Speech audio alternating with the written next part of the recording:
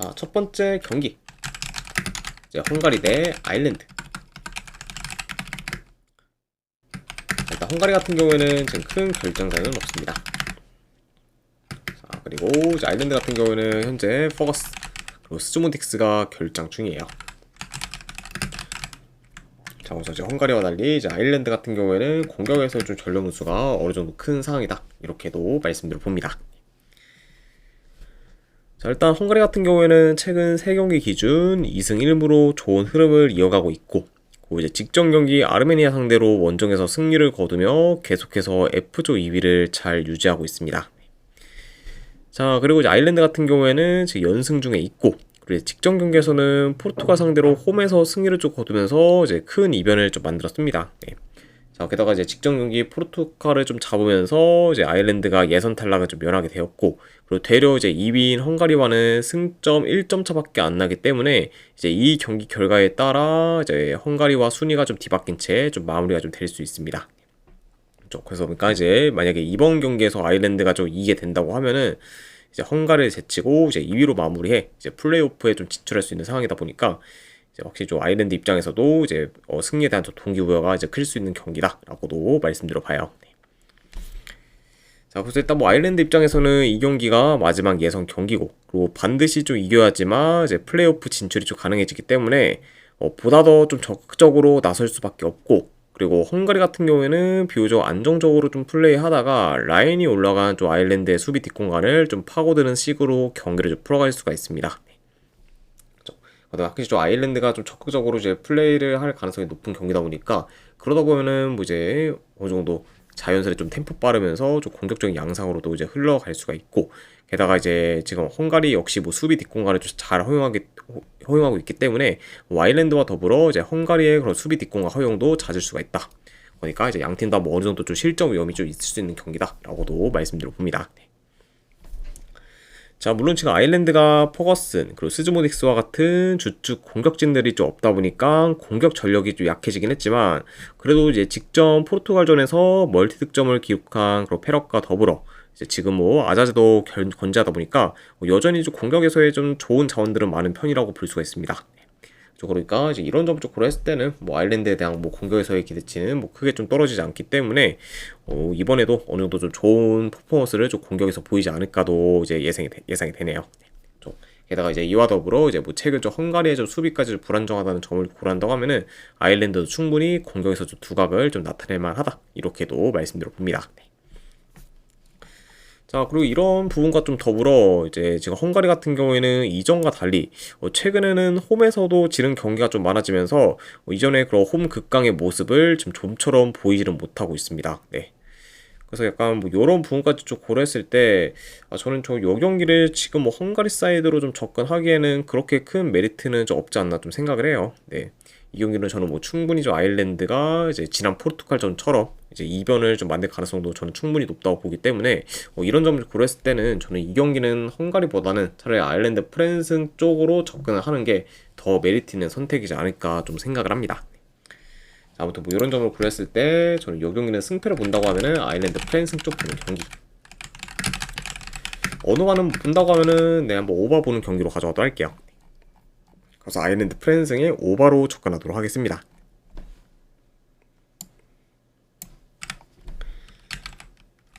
자, 그 다음에 이제 포르투갈 대 아르메니아.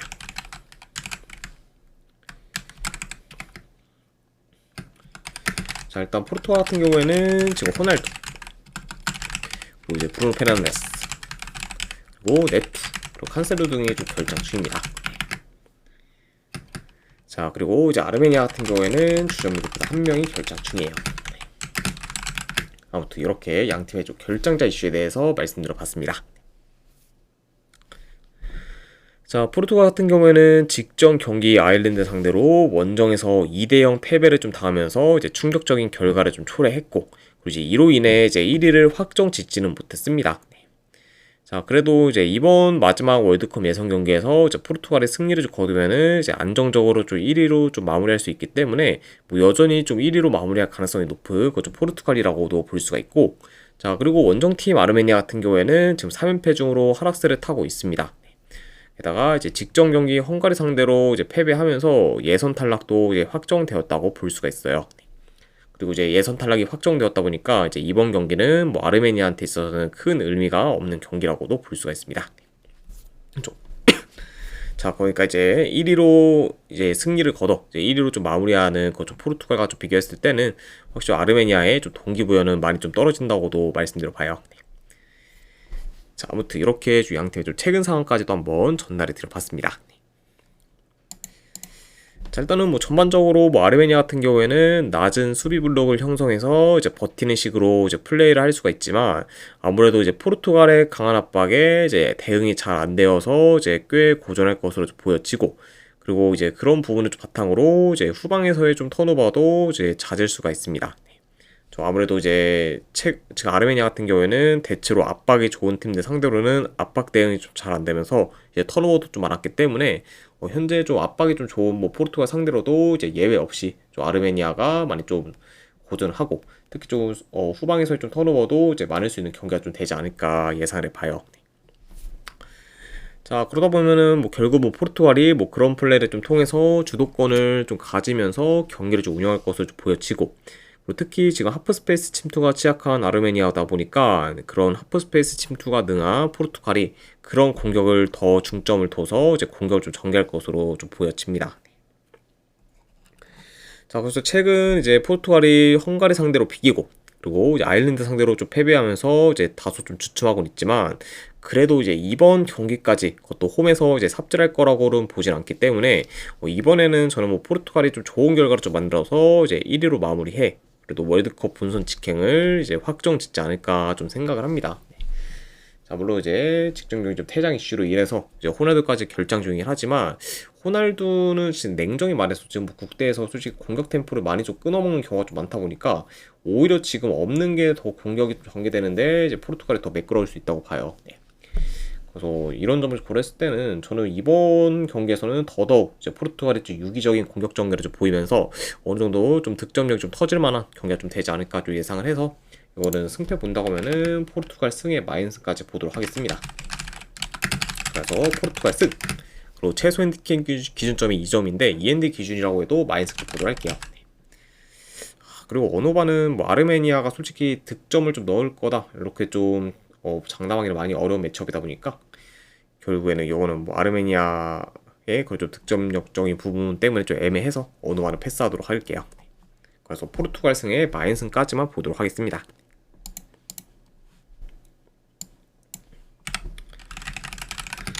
자, 그 다음에 이제 우크라이나 대 이제 아이슬란드. 자, 이 경기는 참고로 이제 폴란드에 있는 구장에서 경기가 치러집니다. 그러다 보니까 이제 양 팀한테 있어서는 원정 경기다 라고 봐주시면 될 것 같아요.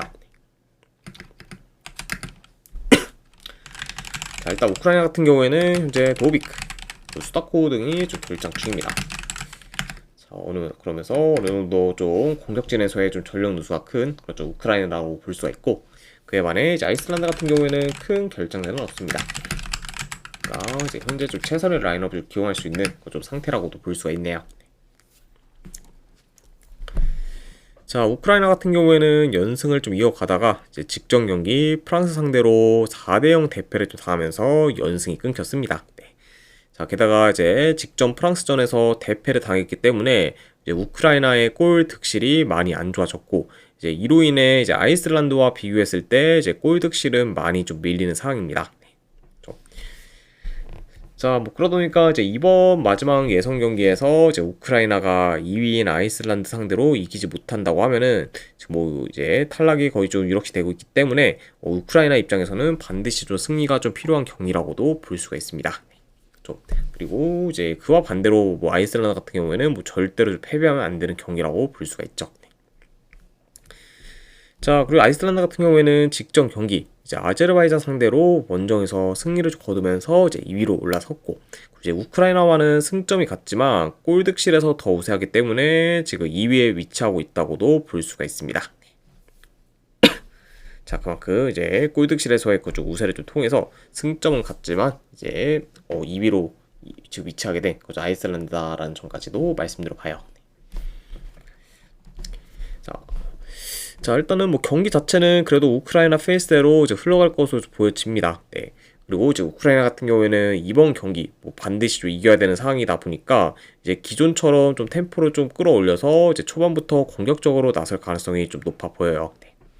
자, 그리고 이제 아이슬란드 같은 경우에는 뭐 이제 좀 지키는 식으로 나설 수도 있겠지만 아무래도 이제 지금 현재 뭐 아이슬란드가 우크라이나의 공격을 잘 막아낼 정도로 이제 안정적인 경기 운영을 좀 보일 역량은 좀 안 되다 보니까 결국에는 이제 아이슬란드가 이제 안정적으로 좀 풀어가려고 해도 그런 식으로 이제 좀 마음대로 좀 플레이가 좀 되진 않을 것으로 예상이 되기 때문에 이런 점을 좀 고려한다고 하면은 결국에는 이제 우크라이나가 이제 선제골을 또 넣는다고 하면은 뭐 아이슬란드도 이제 맞불을 좀 놓을 것으로 보여지고 그러다 보면은 이제 지난 이제 두 팀의 좀 맞대결처럼 좀 이제 가면 갈수록 좀 템포 빠른 경기로도 흘러갈 수 있지 않을까 예상을 해봅니다. 자, 그래서 일단 뭐 당장 지난 맞대결에서는 아이슬란드가 홈인데도 불구하고 이제 5대3으로 패배를 했었는데 이제 이번에는 홈이 아닌 원정에서 경기를 치르게 되었고 그리고 이제 대체로 좀 원정에서 경쟁력이 좀 떨어지는 아이슬란드인 걸 좀 고려하면은 이제 이번 경기에서는 기대치가 좀 더더욱 좀 떨어진다고도 볼 수가 있습니다. 네. 자, 그리고 게다가 이제 우크라이나 같은 경우에는 공격력에 따라 이제 경기력 차이가 좀 큰데, 그래도 이제 지금 뭐 아이슬란드 상대로는 좋은 공격력을 좀 보일 요소가 많은, 그렇죠. 우크라이나다 보니까, 그런 우크라이나가 이제 더 좋은 경기력을 좀 보일 거란 기대가 크고, 그리고 이제 이번에도 저는 뭐 활용면에서 앞서 좋은 결과를 좀 만들어서 우크라이나가 좀 2위로 좀 마무리할 가능성이 더 높지 않을까 좀 생각을 합니다. 네. 그렇죠. 자, 그래서 저는 이 경기는, 네, 그래서 우크라이나가 이제 승리를 좀 거둬서 이제 2위를 좀 차지하는 그림으로 좀 그려지지 않을까 예상을 해서 저는 승패 본다고 하면 이거는 우크라이나 승표 보도록 할게요. 네. 그래서 우크라이나 승에 어느와는 본다고 하면 오바로 접근하도록 하겠습니다.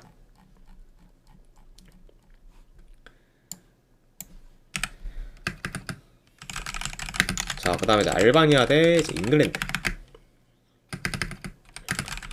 자, 알바니아 같은 경우는 지금 큰 결정자는 없습니다.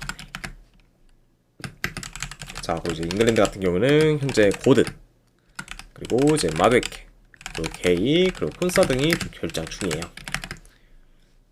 그래서 이제 뭐 전반적으로 좀 전력 누수는 어느 정도 큰 그좀 잉글랜드라고도 볼 수가 있습니다. 일단 뭐 양 팀 다 친선 경기 포함 5연승을 거두는 중으로 지금 상세를 좀 타고 있고, 그러면서 이제 각각 지금 K조 1, 2위가 확정되었습니다. 그래서 이제 뭐 잉글랜드 같은 경우에는 K조 1위로 마무리해 이제 월드컵 본선 직행을 이제 확정 지었고, 그리고 알바니아는 2위로 마무리해 이제 플레이오프 진출을 좀 확정 지었습니다. 자, 그러니까 이제 이미 두 팀 다 순위가 좀 정해져 있기 때문에 이번 경기는 뭐 양 팀한테 있어서는 그렇게 큰 의미 있는 경기는 아니라고도 볼 수가 있습니다. 자, 아무튼 이렇게 좀 이번 경기에 대해서 한번 좀 간략하게나마 좀 말씀드려봤네요. 자, 근데 그럼에도 뭐 라인업 변수가 이제 클 수 있는 좀 잉글랜드긴 하지만 그래도 알바니아 상대로는 최소 60% 이상의 점유율을 좀 유지하면서 경기를 좀 잘 주도할 것으로 보여지고, 그리고 결국에는 뭐 계속해서 좀 알바니아의 밀집 수비를 좀 두드리는 양상으로 좀 흘러갈 것으로 좀 보여집니다. 네. 그리고 아무래도 이제 알바니아 같은 경우에는 지금 잉글랜드 상대로 중원에서 많이 좀 밀릴 수 있다 보니까 이제 전진을 좀 하기는 좀 어려울 수가 있고, 그러다 보면은 뭐 별 수 없이 좀 라인을 좀 내려서 이제 수비적으로 좀 플레이할 가능성이 좀 높아 보인다. 요 정도 같이 좀 말씀을 드려봐요. 그러면 뭐 충분히 좀 그러면 잉글랜드가 좀 자기 페이스대로 이제 유리하게 좀 경기를 좀 풀어갈 만한 좀 매치업이다. 이렇게도 말씀드려 봅니다. 자, 그리고 이제 잉글랜드 같은 경우에는 직전 세르비아전에서 1위가 확정되었음에도 불구하고 이제 그 경기에서 주전들 위주로 선발 라인업을 좀 기용했다는 점을 좀 고려한다고 하면은 이번 경기 역시 이제 좀 어느 정도 좀 주전들을 좀 기용하면서 그런 좀 주전들 위주로 좀 선발 라인업을 좀 기용할 가능성이 더 높다고 보고, 그리고 이제 잉글랜드 같은 경우에는 만약에 이번 경기에서 실점 없이 승리를 좀 거두게 된다고 하면은 이제 월드컵 예선 전승은 물론 그리고 그 월드컵 이제 예선 경기 중에서 단 한 골도 이제 실점하지 않는 그 좀 무실점까지 좀 기록을 이제 달성할 수가 있게 됩니다. 네. 좀 보니까 이제 잉글랜드 같은 경우에는 이런 약간 좀 기록적인 부분까지 고려했을 때는 그래도 이제 알바니아에 비해서는 좀 더 어느 정도 좀 주전들 위주로 좀 라인업을 좀 기용하면서 더 약간 이제 좀 더 이제 힘을 좀 쓸 가능성이 또 있다고 봐요. 네. 아무래도 이제 뭐 알바니아 같은 경우는 뭐 그런 뭐 기록적인 부분은 제가 신경 쓸 만한 부분이 없는데 반해 이제 잉글랜드 같은 경우에는 이제 이번 경기 클린시트로 좀 이게 된다고 하면은 이제 월드컵 예선 전승은 물론 이제 월드컵 예선 기간 중 한 골도 실점하지 않고 이제 무실점을 이제 기록하는 걸로 좀 대기로 좀 달성할 수 있기 때문에 그런 약간 뭐 기록적인 부분까지도 이제 잉글랜드가 어느 정도 좀 고려할 수 있다. 요 정도 말씀드려 봅니다. 자, 그래서 이런 요소들을 다 고렸을 때 저는 이번에도 잉글랜드가 좀 승리를 좀 거둬서 저는 뭐 월드컵 예선 전승 뭐 내지 뭐 더 나아가 뭐 무실점 뭐 기록까지도 한번 좀 쓸 수 있지 않을까 좀 예상을 해봅니다. 자, 아무튼 뭐 이런 점을 고려했을 때 저는 승패를 본다고 하면은 이 경기는 잉글랜드 승 쪽 보는 경기, 그리고 언어반은 본다고 하면은 언더 보도록 하겠습니다.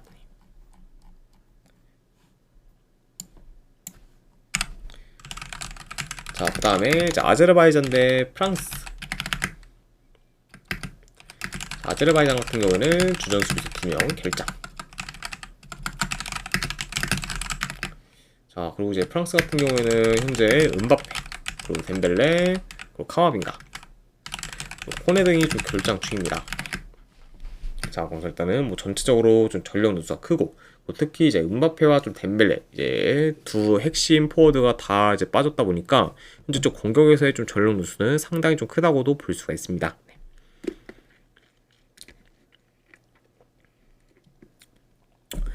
자, 일단 아제르바이잔 같은 경우에는 지금 3연패 중에 있고, 그리고 직전 경기 아이슬란드 상대로 패배하면서 예선 탈락이 확정되었습니다.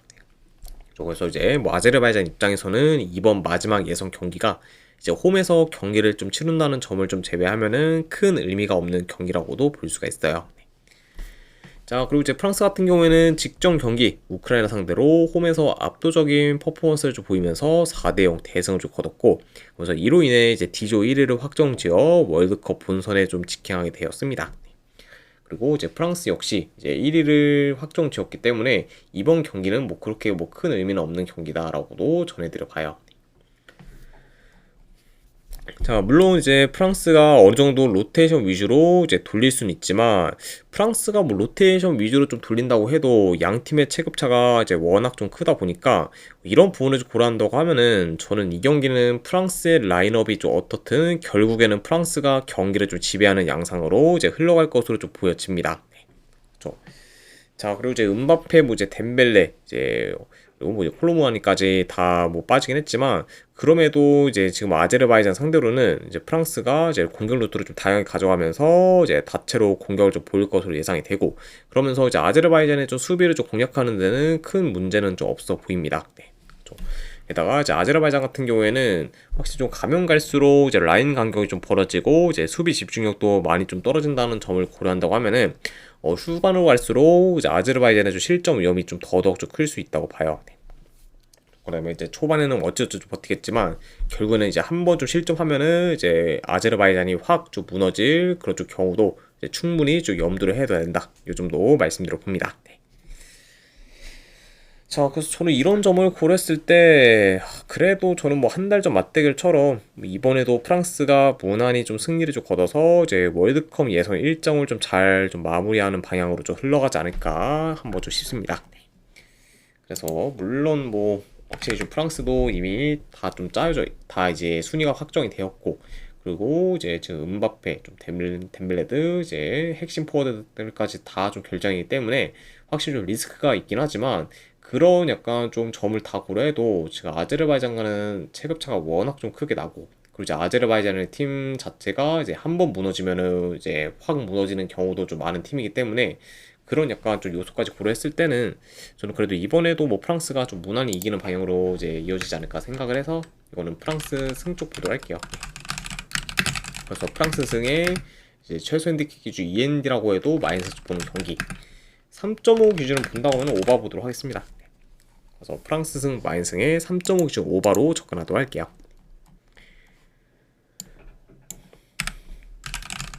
자, 그리고 이제 이탈리아 대 이제 노르웨이. 자, 이탈리아 같은 경우에는 현재 모이스킨, 그리고 토날리, 그리고 칼라피오리 등이 좀 결장 중입니다. 자, 그리고 이제 노르웨이 같은 경우에는 저 웨데고르가 결장 중이에요.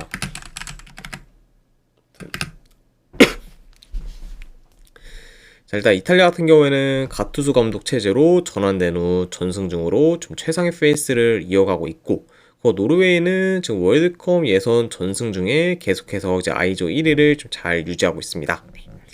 그래서 이제 이탈리아는 이제 가투수 감독 체제로 이제 전환된 후 계속해서 전승일제를 이어가면서 좋은 페이스를 좀 끌고 있는데 반해 이제 노르웨이는 뭐 계속해서 전승을 좀 이어가면서 이제 좋은 페이스를 이어가고 있다. 그러니까 이제 지금 상세히 좀 양 팀의 좀 맞대결이다라고 볼 수가 있습니다. 자, 일단 뭐 현재 두 팀은 승점 3점 차가 나고 있고, 그리고 만약에 이제 이탈리아가 이번 경기에서 이제 이기게 되면은 이제 1위인 노르웨이와 승점이 좀 같아지게 됩니다. 자, 다만 뭐 그럼에도 지금 양 팀의 득실차가 워낙 크게 이제 나을 만큼 지금 노르웨이가 득실차에서는 많이 좀 앞서다 보니까 이런 점을 고렸을 때는 뭐 만약에 이제 이탈리아가 이번 경기에서 좀 대승을 좀 거둔다고 해도 이제 노르웨이보다 득실차에서 앞서기는 거의 좀 불가능하다 보니까 이런 점 좀 고렸을 때는 뭐 사실상 이번 경기 결과가 좀 어떻게 이제 끝이 나도 이제 노르웨이의 그런 1위 확정은 지금 기정사실화 되었다고 이제 볼 수가 있습니다. 그만큼 지금 뭐 두 팀의 그런 골 득실 같은 경우에는 무려 지금 17점 차가 좀 나기 때문에 이거를 뭐 이제 이탈리아가 거의 한 뭐 9점 차, 뭐 내지 뭐 10점 차, 뭐 이렇게 뭐 이기지 않는 이상은 뭐 사실상 이제 골 득실을 좀 뒤집기 어렵다 보니까 이런 점을 고려했을 때는 이 경기는 이제 만약에 이탈리아가 좀 이긴다고 해도 결국 1위로 마무리할 팀은 좀 노르웨이가 될 가능성이 상당히 높다. 이렇게 말씀드려 봐요. 자, 아무튼 이런 좀 경우의 수까지도 한번 전해드려 봤습니다. 자, 일단 뭐 전반적으로 이제 이탈리아 같은 경우에는 이제 공격적인 전술을 좀 사용하다 보니까 이제 이번 경기에서도 그런 전술을 좀 기반으로 이제 플레이할 것으로 보고, 그리고 이제 노르웨이도 뭐 맞불을 좀 놓으면서 라인이 올라간 이제 이탈리아의 수비를 곧잘 공략할 것으로 봐서 이런 점을 고렸을 때는 뭐이 경기는 어느 정도 좀 스피디하면서 공격적인 양상으로 좀 흘러갈 수가 있다. 이렇게도 이제 보여집니다. 자, 그리고 이제 물론 뭐 가투수 감독 체제로 전환된 후에 그런 공격적인 전술이 계속해서 잘 통하고 있는 그죠 이탈리아긴 하지만 그래도 이제 그동안 이탈리아가 좀 상대했던 팀들은 비교적 체급이 다 낮은 팀들이었고, 그리고 이번에는 이제 기존에 좀 상대했던 팀들보다는 이제 체급이 훨씬 큰 그죠 노르웨이가 좀 상대다 보니까 이제 평소처럼 이제 좋은 퍼포먼스를 좀 보이기는 좀 어려울 수가 있습니다.